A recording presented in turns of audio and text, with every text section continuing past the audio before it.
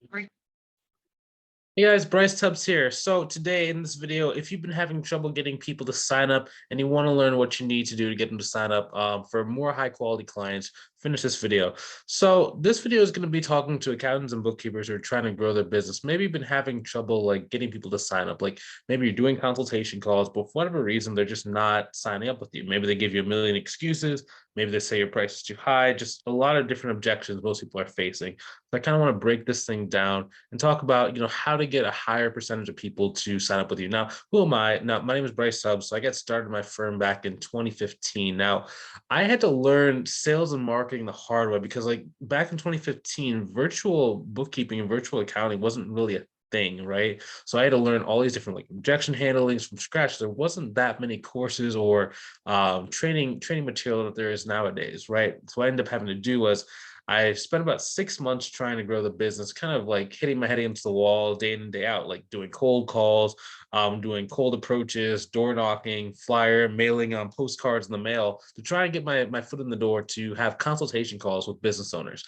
Now, I was not very good at sales, which is kind of the topic of today's video. So I kind of want to share what I learned. So because I couldn't get enough clients to help me like pay my bills, I ended up going back into corporate America. It was about like an 8 month kind of like stint that I just like went back and had to like rebuild my savings and kind of build that comfort because I was pretty shell shocked. I was like, man, nothing's working. I didn't know exactly what to do. No one wanted to pay me more than like $150 a month, and it just wasn't able to build enough momentum to really be able to go and hit the financial goals that I needed to. So what I ended up having to do, I ended up just taking, all the excess money that I had, like from my job, right, just went to either courses, really courses like masterminds, coaching, like anything I could buy to kind of like improve my skills. So I like bought stuff like on marketing, on how to make advertisements, how to like write copy, how to do sales, how to close, how to do cold, like just all these different courses and like piece of information from different industries and start like piecing it together in order to make sure that my business could start growing. And I mean, eventually I figured out like step by step because like you buy a course, you try the information, it works, some of it works, some of it doesn't work. Then you buy another one, some of it works, some of it doesn't work. You just keep piecemealing it together until you figure it out. Like I only spent it was like $35,000 on like course and stuff in that first that 8 month period. So it wasn't terribly because like a lot of those are like masterminds, which are like pretty expensive.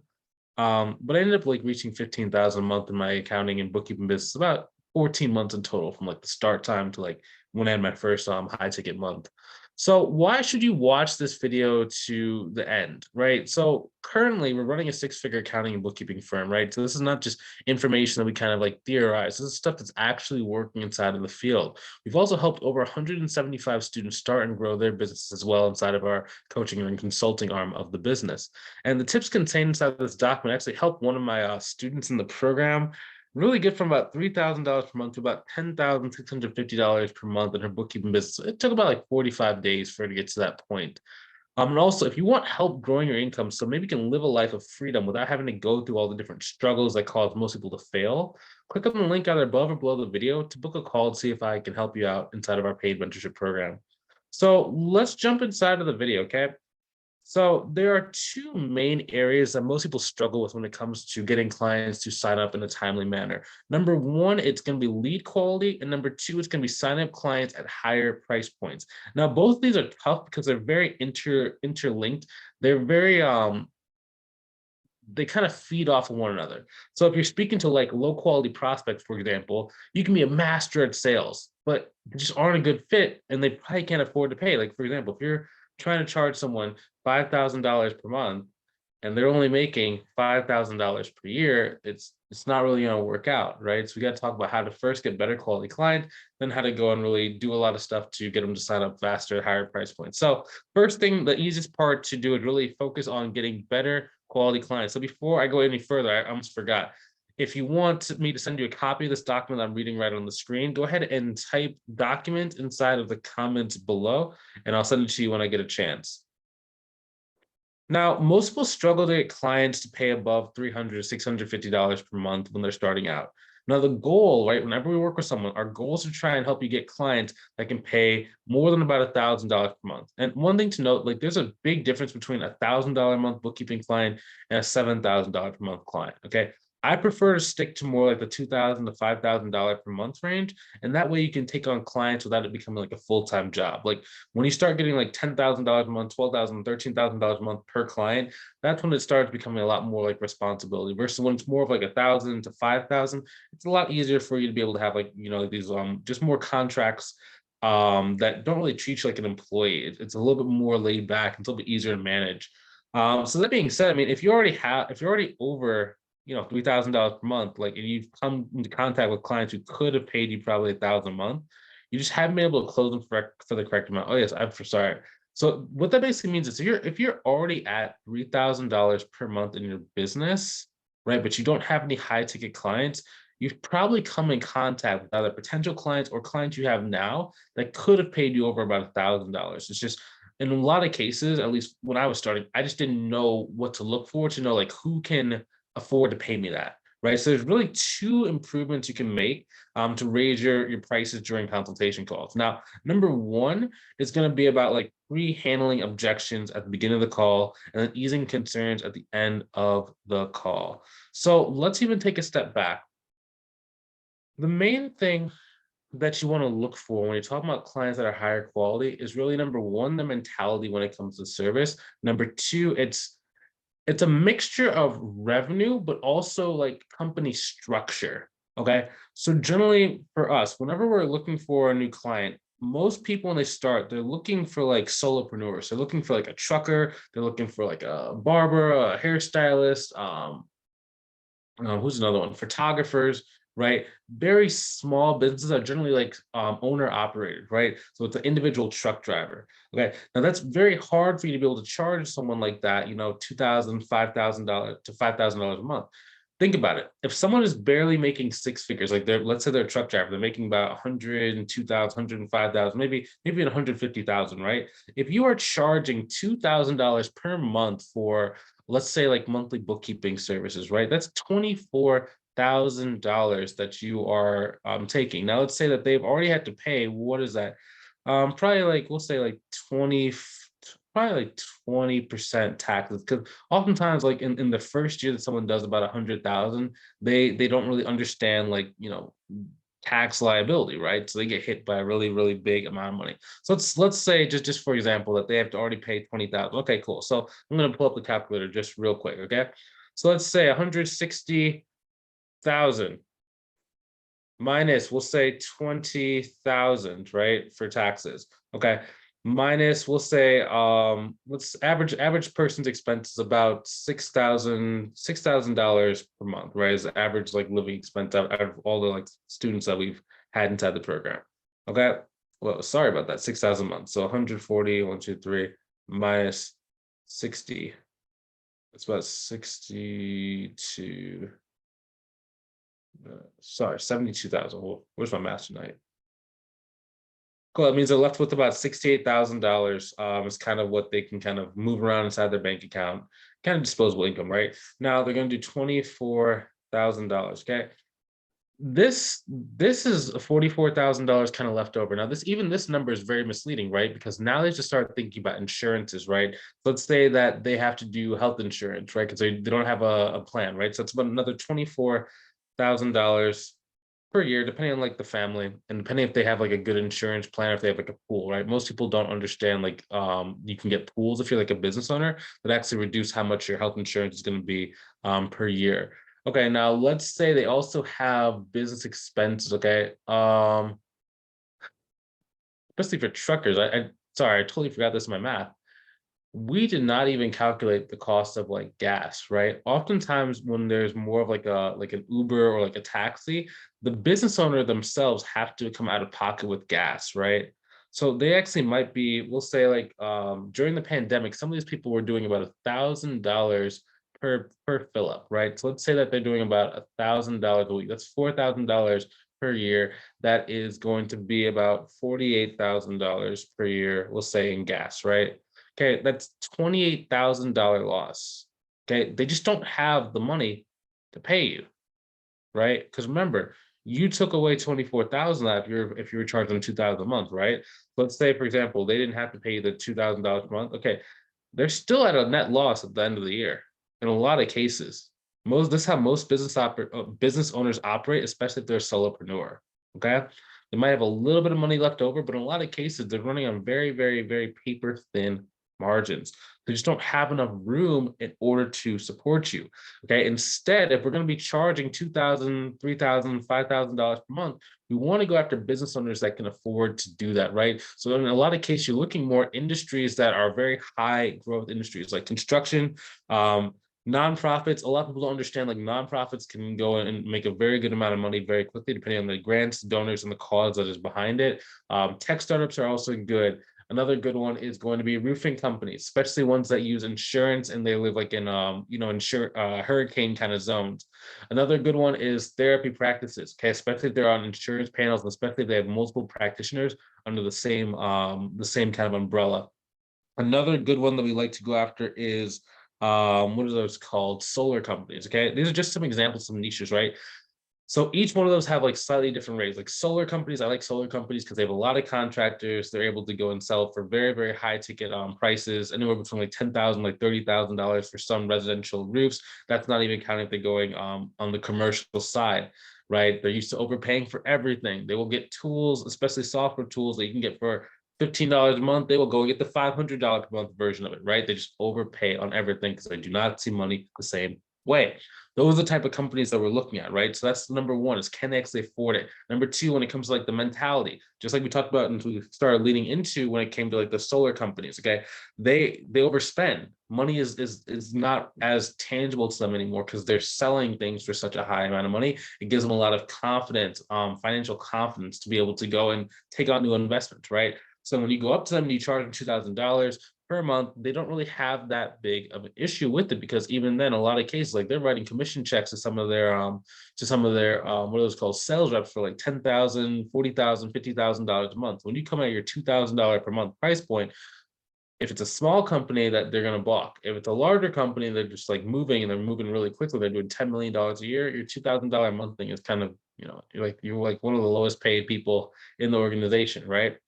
So that's kind of what we're thinking when it comes to like higher quality clients. We're focusing on those, right? It's easier to go and get a lot more money from a company that's willing to pay money and already has contractors in place than you trying to go to a smaller company that's just getting started and has no contractor, just a one person kind of show. Okay. I think we're kind of being that's like a dead horse at this point. We're kind of beating it up. Okay. You think you get an understanding. If you want more understanding of like which companies to look for, we do have more videos on this channel that talk about like marketing and how to identify your niche, how to go and really target them using like LinkedIn, which is, in my opinion, the best platform to go and attract high quality clients because you can actually go do more research on them on the back end before you start the relationship. So there's other videos on the channel. Go type in like LinkedIn if you're in my channel in like the search bar, and you'll be able to go and like find more videos. Okay. Next thing. Let's talk about two main improvements you can make to raise your prices during your consultation call. So let's say that you're sitting in front of a prospect that can afford to pay you our target price point. So for example, one of our students named Chris, he was sitting in front of this guy who was basically a marketing, it was like some sort of like consultant. He did like government contracts. But it was basically like a consulting firm. And what Chris did was he used our pricing calculator tools. And our price, like we give every student at the mentorship program like a pricing calculator, so you know exactly what to charge based on a lot of different factors. You can always pull out the calculator, go like line by line with the other person, so that they fully understand like why they should be paying you the amount of money that you're asking for, right? So in his particular opinion, what he did was he did a 2-call close. So the first call was really to get to know the person, just kind of see where the person's head was at. Now, in that call, he was asking a lot of questions that were based on the way the person viewed the world. So in this particular case, the business owner was he was a consultant. He was doing about $4 million per year because he just got these large contracts of just a really high ticket kind of like item that he was on consulting for, right? And when Chris saw that, and the guy was like, "Yeah, I just go down to Mexico every couple of weekends," the guy was just oozing money, just spending money everywhere. He did not care because he had so much financial confidence coming in. So what Chris ended up doing was on the pricing calculator tool, he actually ended up doubling it, right? It's a little bit more than doubling because we had a call and I told him like, hey, if this guy doesn't care about money, I know the pricing tool says $1,200 a month because he's like a low amount of transactions, just double it, right? And Chris heard double, and $1,200 times two should be $2,400 a month. He ended up charging the guy like $2,800 a month. I don't know. Sometimes when you do math, like it goes a little bit wrong, but that's a little bit more than double. We charge the guy like, okay, cool, no problem, right? Very, very simple. Now, that doesn't always happen to every single person, but that's what can happen when you start really learning how to talk to the person who you are sitting in front of. Okay. Now, let's say that you are going to be talking to a person in your consultation call and you're trying to raise your price. Okay. So let's say that you're talking to them, they're more of like a more realistic kind of person where they're on the average scale in terms of price flexibility, where they might be willing to pay you about like, $2,000, $3,000 per month just based on like the need. Okay. So how do we make sure that we can lock in those price points and really have them understand exactly why they should be moving forward now? Okay. So we like doing two things. Number one is pre-handling objections at the beginning of the call and then easing concerns at the end of the call. Okay. So what is pre-handling objections? Pre-handling objections is when you can into the beginning of a call, right? There's three distinct sections of a sales or consultation call. There's a question answer, there's a presentation, and then there is kind of closing and like clarifying question and answer period. Okay. Now, in pre-handling objections, you're asking targeted questions that are based on common objections you might get. Okay. So number one, the biggest challenge most accountants and bookkeepers face is urgency. Okay. Oftentimes people are going to say, I'm going to go on vacation before I want to do it. Let me go get this thing fixed. Let me go and come back to you. Let me think about it. Let me talk to my partner, right? It's urgency, the lack of urgency because they think they can do it. As long as it's not like the tax deadline tomorrow, they always push it off into next year in a lot of the cases. Okay. So the way that you start getting people excited to work with you at higher price points is by creating value through urgency. So the first step is getting the potential clients to define the vision of working with you. What is it going to look like when we actually have this thing done? Like, I guess, like when do you want to speak? How frequently do you want to speak? What do you want to use the report or utilize the information that we're getting inside of our bookkeeping for? Are you going to use it to help you on the tax side? You're going to use it to help you know exactly like which advertising campaigns to go with versus which advertising to kill? Are you going to see how much further should be growing? Are you going to go take let's say we're doing bookkeeping. Are you going to go take the bookkeeping, give it to your CFO, and the CFO is going to go do an analysis to compare it to the rest of the market, to use like trends to see like, are we on pace with the market? Are we falling behind? Are we growing? Are we dying? What should we be able to do with that, right? You're going to see what is that vision? Why do they need this, service to be, taken? And then after you define that goal, that's the first goal. Oftentimes they're going to say something very surface level, like, we just want to have someone in, we don't want to have the right person in place. We can make sure this is taken care of. Okay. But then there's actually a deeper goal. So that's the first goal. Now to actually have them describe what's the overall goal. Okay. Now, depending on who you're talking to, if they're more of like a visionary type of entrepreneur, they're going to tell you this grand plan of how they're going to try and get to like $10 million per year. They're going to like, change the world. They're going to do all these different things, right? This is what we're kind of looking for. We're looking for the deep-seated goal that they want to do, because now we can start attaching ourselves to that, okay? And you have to start learning how to tie yourself as the vehicle that's going to help them reach their ultimate goal, okay? The better that you can do this, the more powerful you become and the easier it is for you to sign up clients at a much higher price point. Now, the reason why is because where they are at now is distinctly far away from their ultimate goal. This is called a gap. Okay. This is a gap. If you don't have a gap, they think that they're real close to doing it themselves. You're not going to be able to charge very much money because they're going to say, well, I can do it myself. Right. That's the worst client, especially if they came on the call and they've been doing it wrong. They know they've been doing it wrong, but they just can't find the urgency or can't find a reason for you to take it over. They're like, oh, I'm just going to do it myself. I'm going to continue doing it wrong. Okay. But instead, if you can show that their dreams on the other side of really being able to utilize the numbers that are provided from your service in order to go and reach the goal, then they're going to see more urgency. So for example, let's say it's an e-commerce company. Okay. I love using the e-commerce company example because like, e-commerce is near and dear to my heart. Now, they need bookkeepers, like the need for bookkeepers in the e-commerce space is extremely high.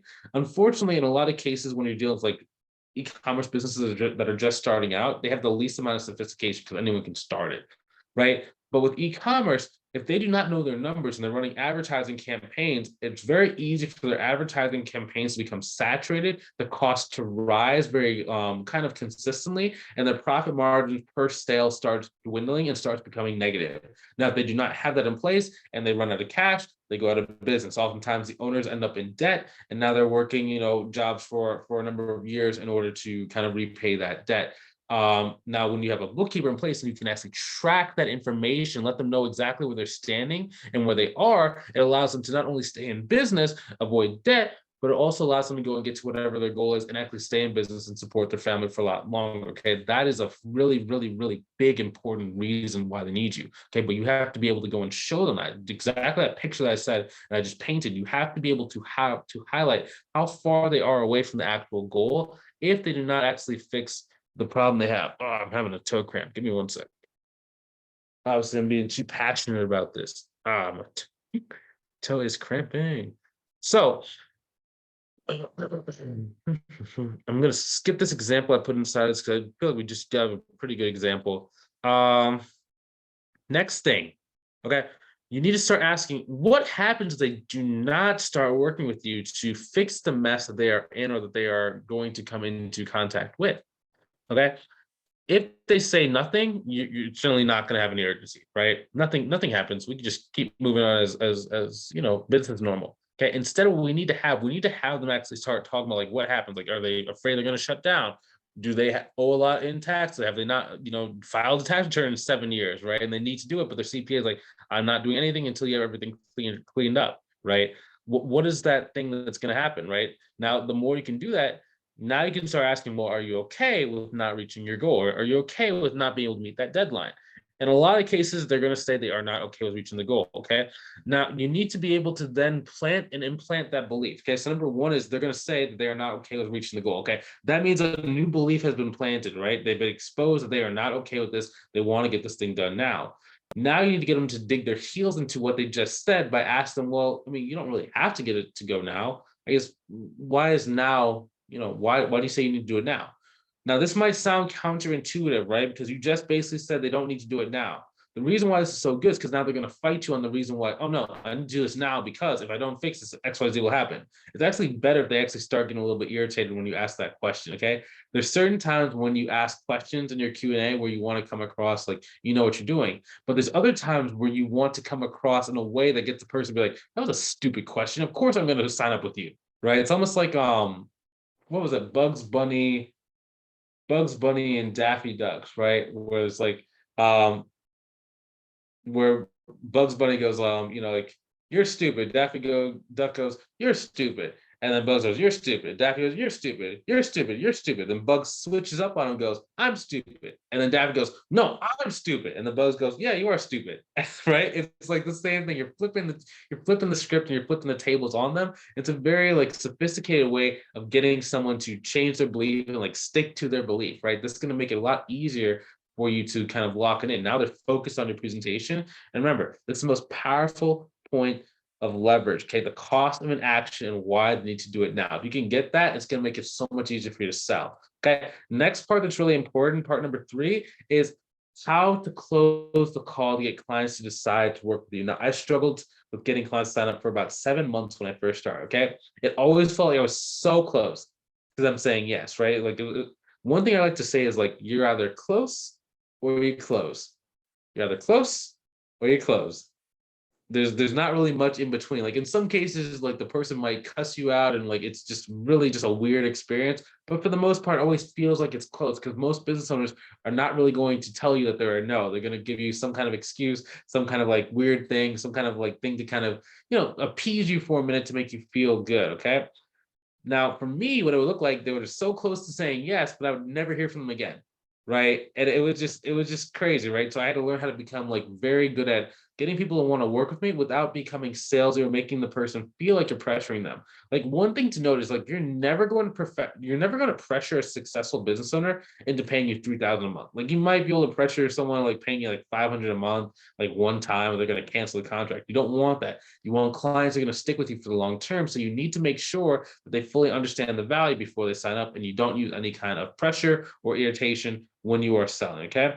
So most people like they're not really trying to use pressure, right? They end up becoming like really salesy. It's just because they don't really know how to persuade. You only have to pressure people if you don't know how to persuade. Okay. So sometimes serious business owners, become very hesitant at the end of the call.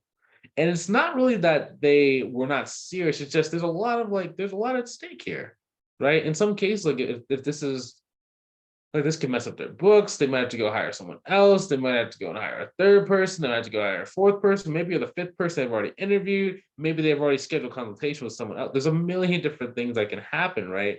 And especially like you kind of attract what you are. So in some cases, if you've been a person where it's like, maybe for example, you're thinking about signing up for like a program, right? But you like, oh, I need to think about it, right? And then you start getting those same objections coming to you. And it's not that, that it's like woo woo and it's like this magic like thing. It's just more that when you get hit with that same objection, most people cannot actually go and like go against what they usually do. Like it's like a sense of it's like you're conscious, right? In a lot of cases, people are not able to ask other people to do something they are not willing to do themselves. So if you're not willing to make very quick decisions, when that other person comes and sits in front of you and says, "Oh, I need to think about it, I need to wait for it, let me call you back in a month," a lot of people don't really understand that like they're everything inside of them are going to fight them from like actually overcoming that objection. So just kind of a thought. So like if you're a person that's like, they need to think about things a lot, change the way that you go and actually approach that. Understand what it feels like. For example, like a lot of people don't understand this. The reason why I have people like sign up for my coaching program on the consultation call is because it gets people to be in a different state of existence than what they used to be in, right? Since they don't think about it, they're just like, okay, cool. I've thought about it beforehand. I've come in prepared. I'm ready to go. And then the reason why they get such fast results is because now the people they attract come very prepared. They're focused. When they say maybe they need to think about it, the student's like, well, I made a really huge decision like with my finances, and I didn't need to think about it because I understood what I wanted. I understood it was the right fit. I wanted to move forward. I went, right? And then the business owner was like, well, okay, that makes sense. And then you guys just keep talking, and then the person goes, right? So that's a big reason why we do that when we do our like discovery call for the program. But side tangent. So this hesitation that some business owners like have can happen even if there's nothing wrong with the call, right? And this happens on like 80% of the sales call. Now, all you need to do is just learn the right sequences and conversational patterns in order to really get them to overcome their fear and hesitation and move forward with you. One pattern that I like using, this is kind of like high level kind of stuff. Like this is next level. This took me probably like probably 3 years in the game before I actually like learned this stuff. I learned it from like this group of like sales coaches, and they work with like a million different industries. Like they generally like work with like more insurance agents, but I just like paid a lot of money to have them like really sit down with me and just like organize the different ways that I like talk on consultation calls. And one pattern I like using is like, first, if someone ever says like something wrong and you understand like the real objection, you kind of dug into that, you've asked them to tell you more, they clarify exactly what it is, and now you're isolating this is the real thing that's causing them not to move forward. Okay, now you can ask a question about life. Okay, once you ask a question about life, it kind of opens up their minds to think big picture rather than be like myopic in this little detail. Sometimes what happens is like they're so afraid of everything that if you're just like arguing with them about like why someone needs a bookkeeper or why you shouldn't like go for a cheap person and why my price is reasonable, like they can't hear you, they don't care, they're in argument mode, they're in fight or flight mode.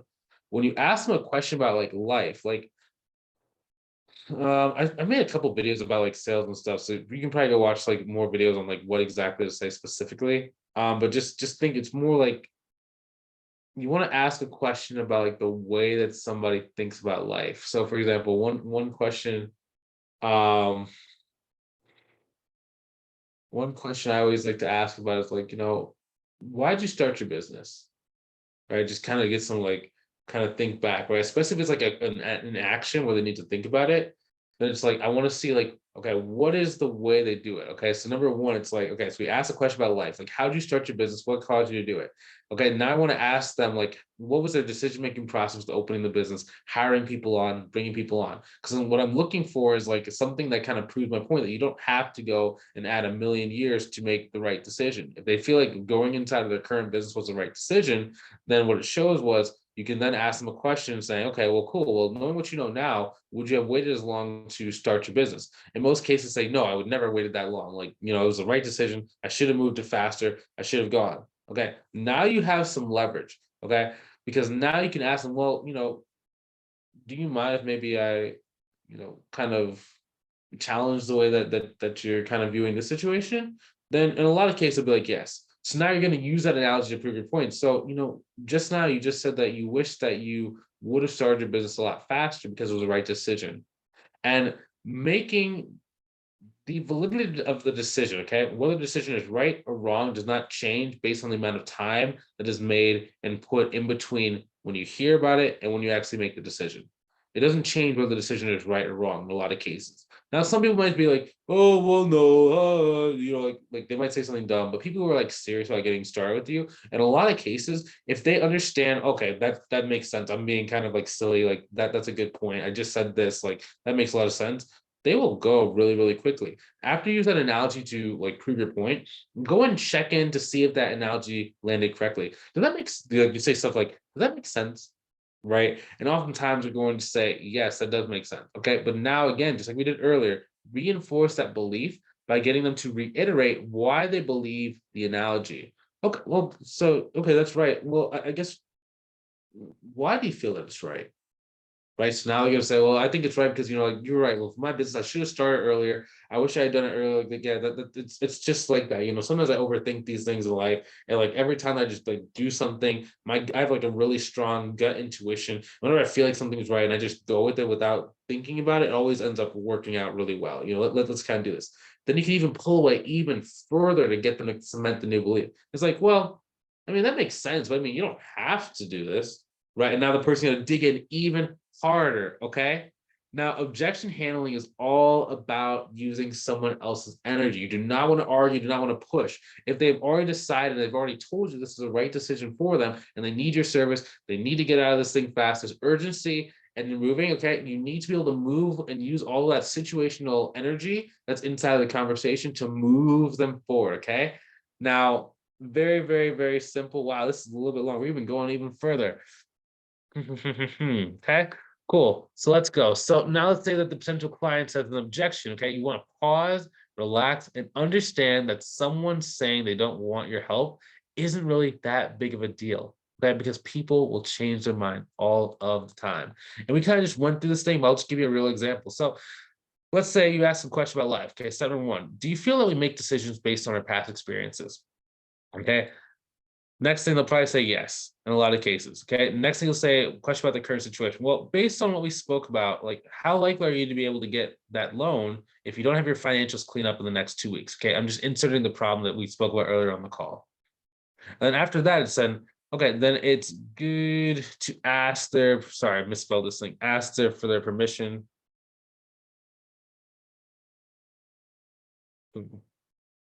And this is good to ask for permission to see things a slightly different way. So ask them if they're open to seeing things a slightly different way. Okay, now the key is to have analogies and talk about the way they view decision making and working with you. Okay.